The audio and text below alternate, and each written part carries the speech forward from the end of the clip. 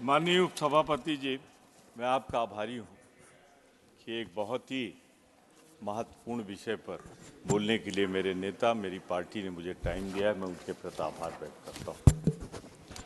माननीय, इस मुद्दे पर मैं ये स्पष्ट करना चाहता हूँ कि मैं उत्तर प्रदेश का रहने वाला हूँ, उत्तर प्रदेश में भी अवध का रहने वाला हूँ और अवध में भी फैजाबाद, तत्कालीन अब अयोध्या का रहने वाला हूँ और मैंने इसे बहुत करीब से देखा है।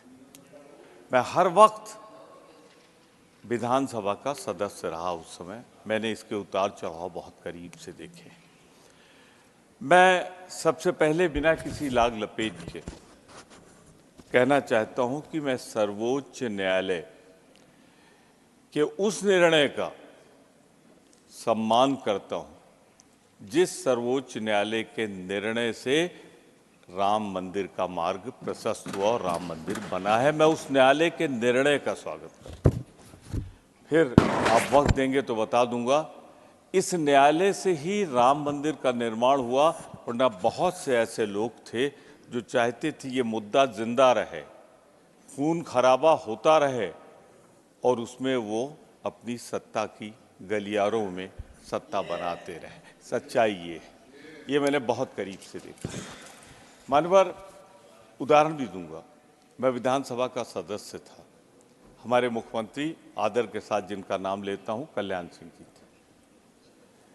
जब उनकी विधानसभा बन गई, मुख्यमंत्री हो गए, तो मैंने उनसे पूछा कि आप तो कहते थे, वो एक नारा था उस समय लगता था बड़ी श्रद्धा के साथ, रामलला हम आएंगे, मंदिर वहीं बनाएंगे। तो कल्याण सिंह जी आप तो पहुंच गए, अब कब बनेगा? कहले जब केंद्र की सरकार बन जाएगी।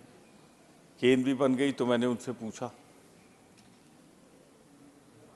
तो बोले कि बाद में बताएंगे। और ये सब विधानसभा की कार्रवाई में अंकित है, तो इसलिए इधर उधर नहीं किया जा सकता। तो सच्चाई तो ये है, दृढ़ता से कहता हूं, अगर राम मंदिर बना है तो सर्वोच्च न्यायालय के निर्णय से बना है, जिसका मैं सम्मान करता हूं।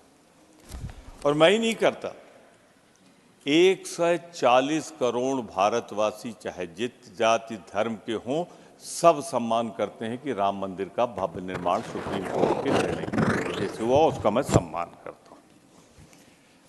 पर मैं भगवान राम का पुजारी हूं, शुरू में कह दूं, हिंदू हूं, बताना पड़ता है हिंदू, जहां लिखा जाता है कॉलम लिखता हूं। सनातन भी हूं, सम्मान से कहता हूं और गर्व से कहता हूं। प्लीज बोले, प्रमोद जी बोले।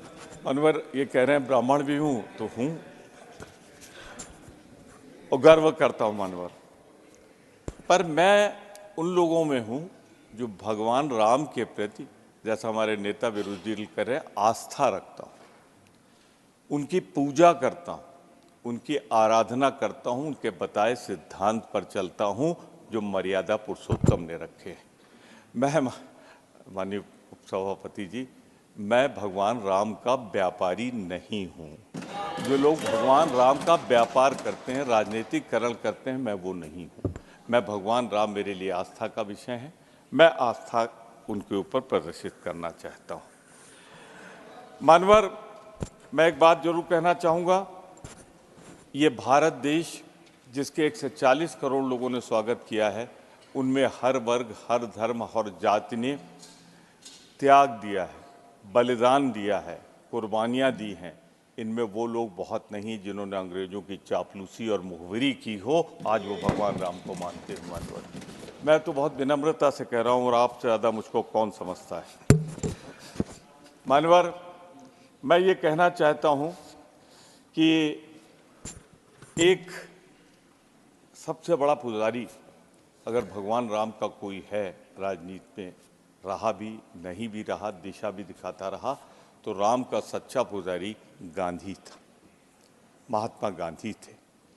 आज महात्मा गांधी को कौन मानता है, ये जग जाहिर है, पर भगवान राम के सबसे बड़े पुजारी गांधी का हत्यारा गोडसे की पूजा करने वाला कौन है, ये भी दुनिया जानती है। आज उन सिद्धांतों पे लोग चल रहे हैं।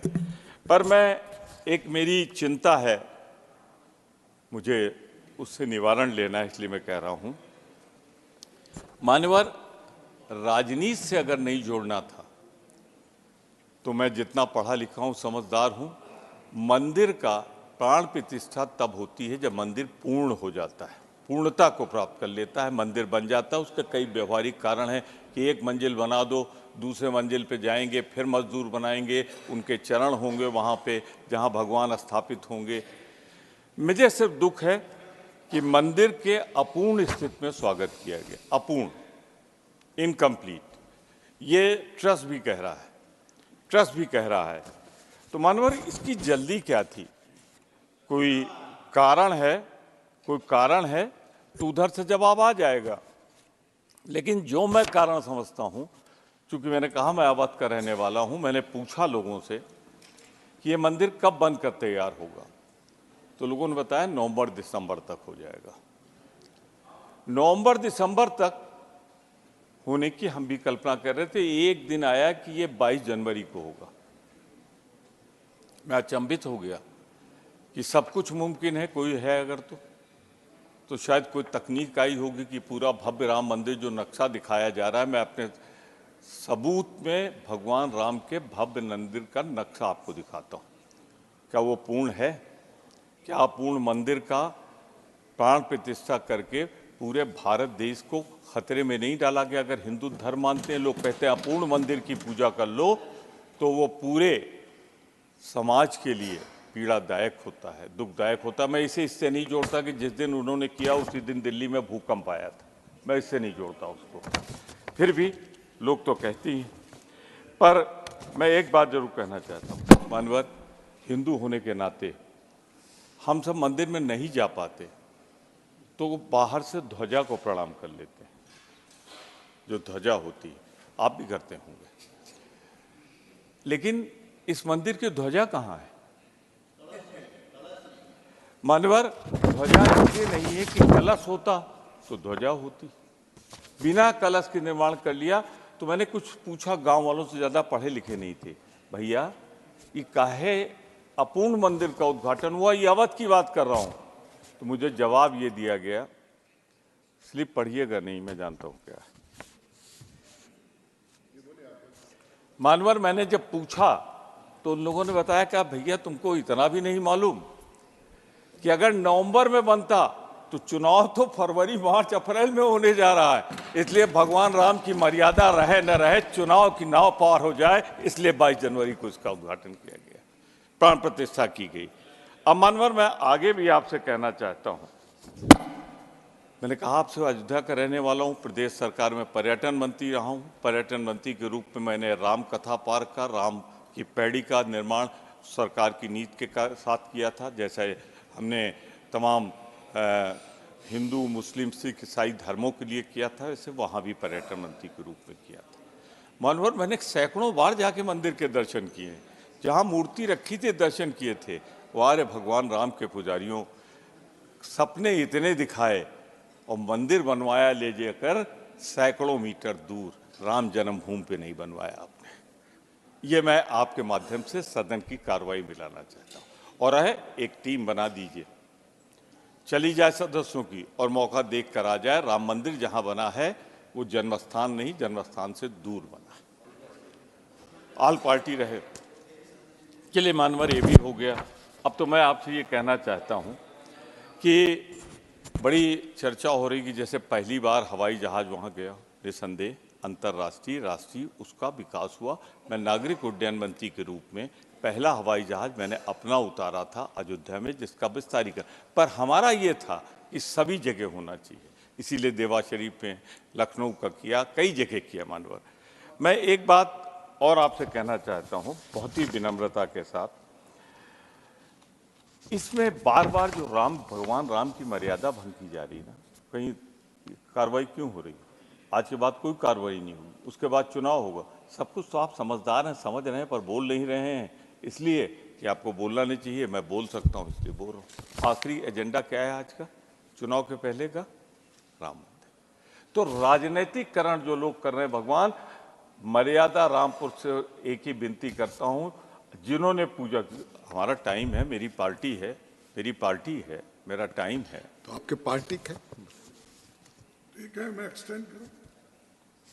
मानवर, सिर्फ इतना कहना चाहता हूं, हे भगवान मर्यादा पुरुषोत्तम, उन गोडसे के पुजारियों को माफ कर देना जिन्होंने गांधी की हत्या की है। नहीं, अभी बोलूंगा मैं, अभी बोलूंगा उनकी तरफ। आपका समय पूर्ण हो गया। आपकी नहीं, पार्टी मेरा के समय दूसरे तो अब वक्ता का शुरू समय होगा जाएगा। 24 के बाद। मानवर, एक बात मैं और कहना चाहता हूं आपसे विनम्रता पूर्वक। राम मंदिर पे ऐसा भ्रम पैदा किया कि न जाए लोग। राम मंदिर 22 जनवरी को भी बहुत से लोग गए। मैं तो कई बार गया हूं, जाता भी रहूंगा, किसी को रोका भी नहीं गया, लेकिन एक भ्रम फैला दिया गया। पर एक चीज कहना चाह रहा था, फिर वही हिंदू होने के नाते और ब्राह्मण होने के नाते वो भी अवध के कह रहा हूं। उसकी पूजा करनी थी, प्राण प्रतिष्ठा करनी थी, तो पुरोहित लोग करते, पुजारी करते। वो लोग क्यों पहुंच गए जिनका कोई दूर दराज तक वास्ता नहीं था? और एक बात और कहूं, कोई अपने ऊपर न ले, किसी का नाम भी नहीं ले रहा हूं। विधि विधान से जितना ब्राह्मण होने के नाते मैं जानता हूं, जब शिलान्यास हुआ था इसलिए दीक्षित जी ने किया था कि उनकी पत्नी उनके साथ थी और किसी की पत्नी नहीं थी वहां। यहां भगवान राम ने जिनका मंदिर बना है, उन्होंने भी मंदिर की जब पूजा जिनकी हम कर रहे हैं, यज्ञ किया था, तो मां सीता की प्रतिमा बगल में बनवा के रखी थी। मानवर, हम सीता को ढूंढते रह गए, मुझे कहीं सीता नहीं दिखाई दी। तो सिर्फ इतना ही कहना चाहता हूं कि आपकी नीत और नियत दोनों खराब। जो सुप्रीम कोर्ट ने फैसला दिया उसका सम्मान करता हूं, लेकिन उसके बाद मर्यादा बार बार जो आपने भंग की है, मानवर, दुखी मन से उसकी निंदा भी करता हूं मैं, कि आपने चुनाव के लिए भगवान राम को मत पेटी पर रख दिया। इसकी मैं भर्त्सना करता हूं, निंदा करता हूं। बन जाने देते पूरा मंदिर नवंबर दिसंबर में। आपकी पार्टी से एक और वक्ता है, उनका समय कम हो रहा है। उनकी चिंता मुझे है, उनकी चिंता मुझे है। आप मैं पार्टी का डिप्टी लीडर हूं, मुझे उनकी चिंता है और आपसे आग्रह करूंगा कि उनको भी 15 मिनट कम से कम बोलने दें। ये मेरे हाथ में नहीं है, समय अरे पहले से आपके तय हाथ है। में तो आप बहुत जानते हैं। कुछ है। प्लीज हाँ, प्रमोद चलिए, जी, हिम्मत प्लीज, करिए बस आप। प्लीज। मैं आखिरी बात कह के, मैं समझ रहा हूं, मैं आखिरी बात कहना चाहता हूं। इधर जो बैठे ये भगवान राम के पुजारी,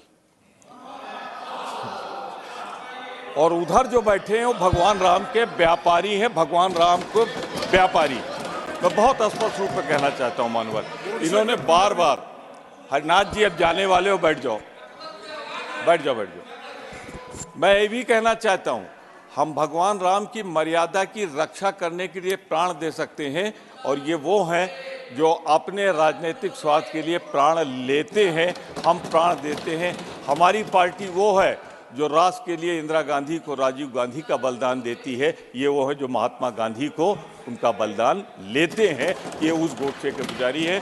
इन शब्दों के साथ मैं एक बात कह के समाप्त कर दूंगा। बैठ जाओ यार। मैं एक बात कह के अपनी बात समाप्त कर दूंगा। मान्यवर, भगवान राम को निज़ाम मुस्तफ़ा भी कहा जाता है। भगवान राम को तो सब मानते हैं। इनको इतनी सद्बुद्धि दे दीजिए कि भगवान राम को ये वाद विवाद का विषय न बनाए, विवादित न बनाए। उस धर्मस्थली को धर्म रहने दे, उस धर्मस्थली को राजनीतिक स्थली न बनाए। और इसीलिए हम 22 को नहीं गए थे। मैं इन शब्दों के साथ बहुत विनम्रता से, आपने जो अधिक बोला आपकी पार्टी से जा रहा है, आपने जैसा कहा उसमें मेरे हाथ में कुछ है नहीं।